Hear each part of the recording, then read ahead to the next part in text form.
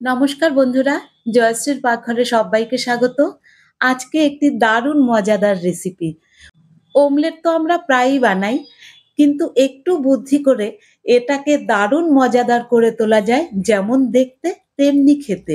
এই একই রকমভাবে আপনারা ডিম পরোটাও তৈরি করতে পারেন। রেসিপিটি শুরু করছি।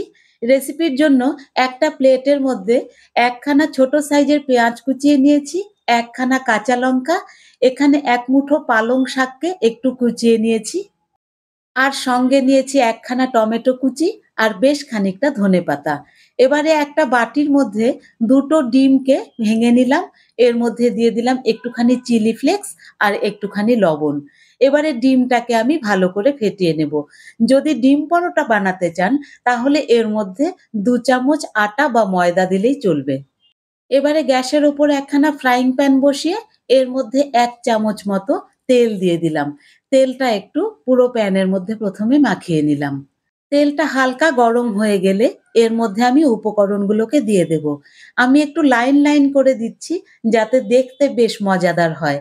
প্রথমেই দিয়ে দিলাম পেঁয়াজ কুচিগুলো, তারপরে ধনেপাতাগুলো, তারপরে দিয়ে দিচ্ছি টমেটোগুলো, আর সবশেষে দিয়ে দেব পালং শাকটা। এটাকে ডিমের সাথে একসাথে ফেটিয়ে নিলেও হয়, তবে সেক্ষেত্রে সবজির কাঁচা ভাব একটু থাকতে পারে। সেজন্য আমি প্রথমেই সব সবজিগুলোকে দিয়ে দিলাম।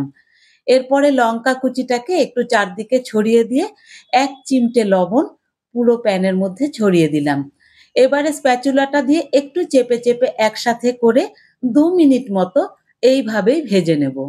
এতে করে সবজির কাঁচা ভাবটা কমে যাবে। ২ মিনিট বাদে এর মধ্যে আমি ফেটিয়ে নেওয়া ডিমটাকে ঢেলে দিচ্ছি।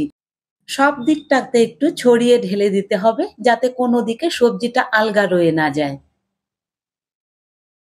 সম্পূর্ণ ডিমের ব্যাটারটা ঢেলে দিয়ে ঢাকা দিয়ে গ্যাসের ফ্লেমটাকে লো করে দিয়ে ২ মিনিট একটা পিঠ আমি ভেজে নেব। ২ মিনিট বাদে ঢাকনাটা সরিয়ে খোলা অবস্থায় আরো মিনিট খানেক আমি রেখে দেব যাতে এটা একটু শক্ত হয়ে যায়। তা না হলে উল্টানোর সময় ভেঙে যেতে পারে। দুটো পিঠই সেঁকতে হবে কারণ একটু সবজি দেওয়া আছে তো তাই। ওপরটা বেশ ড্রাই হয়ে এলে একবার উল্টে দেব। উল্টো পিঠটা খোলা অবস্থাতেই মিনিট খানেক সেঁকে নিয়ে নামিয়ে নেব। এই ওমলেটটা এইভাবেও সার্ভ করা যেতে পারে কেটে, কেটে। আমি দুটো ওমলেট বানিয়েছিলাম। একটাকে রোল করে সার্ভ করেছি আর একটাকে এইভাবেই কেটে, কেটে সার্ভ করেছি। আপনারা চাইলে আপনাদের পছন্দ মতো সবজি এখানে দিতে পারেন। সব সবজিই ভালো লাগে। সকালের ব্রেকফাস্ট হোক কিংবা বিকেলের চা বা হঠাৎ অতিথি এলে এইরকম রেসিপি কিন্তু ঝটপট বানিয়ে দেওয়া যেতে পারে। আর একখানা ওমলেটকে এইরকম রোল করে কেটে, কেটে সার্ভ করেছিলাম। রেসিপিটি ভালো লাগলে একটা লাইক করে দেবেন আর চ্যানেলটি সাবস্ক্রাইব করে আমার পাশে থাকবার অনুরোধ রইল। আর এই রেসিপিটি আপনাদের কেমন লাগলো অবশ্যই জানাবেন। ধন্যবাদ। ভালো থাকবেন।